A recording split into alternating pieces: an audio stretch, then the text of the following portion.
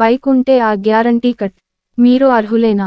తెలంగాణలో పథకాల సందడి మొదలైంది. లోక్సభ ఎన్నికలు సమీపిస్తుండడంతో గ్యారంటీల అమలుకు కాంగ్రెస్ ప్రభుత్వం కసరత్తు చేస్తోంది. ఎన్నికల షెడ్యూల్ రాకముందే కొన్ని గ్యారంటీలు అమలు చేయాలని భావిస్తోంది. ఈ క్రమంలో ఫిబ్రవరి 27న 500 రూపాయలులకే ఎల్పీజీ గ్యాస్, 200 యూనిట్ల ఉచిత విద్యుత్ అమలు చేయాలని ప్రభుత్వం నిర్వహించింది.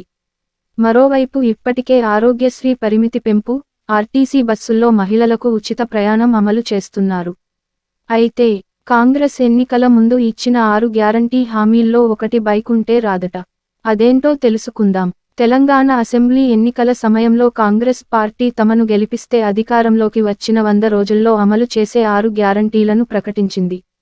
అందులో కీలకమైనవి ఆరోగ్యశ్రీ పరిమితి రూ.10 లక్షలకు పెంపు, ఆర్టీసీ బస్సుల్లో మహిళలకు ఉచిత ప్రయాణం, ఇందిరమ్మ ఇళ్లు, 200 యూనిట్ల ఉచిత విద్యుత్, 500 రూపాయలులకే గ్యాస్ సిలిండర్, మహిళలకు 2500 రూపాయలు ఆర్థిక సాయం, విద్యార్థినులకు స్కూటీలు, విద్యార్థులకు రుణ కార్డులు తదితరాలు ఉన్నాయి.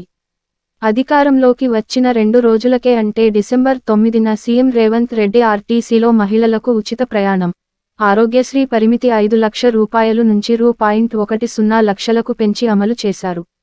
ఇక ఫిబ్రవరి 27 నుంచి మరో 2 హామీల అమలుకు ఏర్పాట్లు చేస్తున్నారు. 500 రూపాయలులకే గ్యాస్ సిలిండర్, 200 యూనిట్ల ఉచిత విద్యుత్ అమలుకు ఇప్పటికే కసరత్తు పూర్తయింది.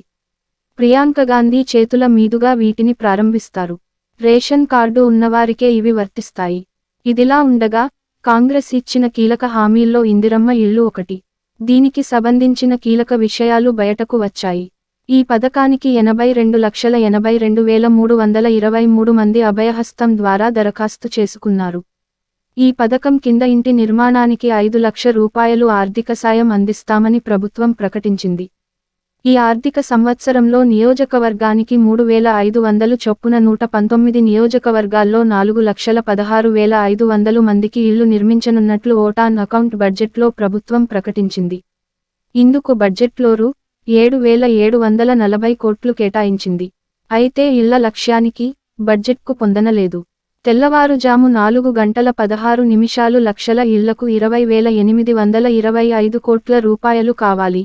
కానీ బడ్జెట్లో 7,740 కోట్లు మాత్రమే కేటాయించారు.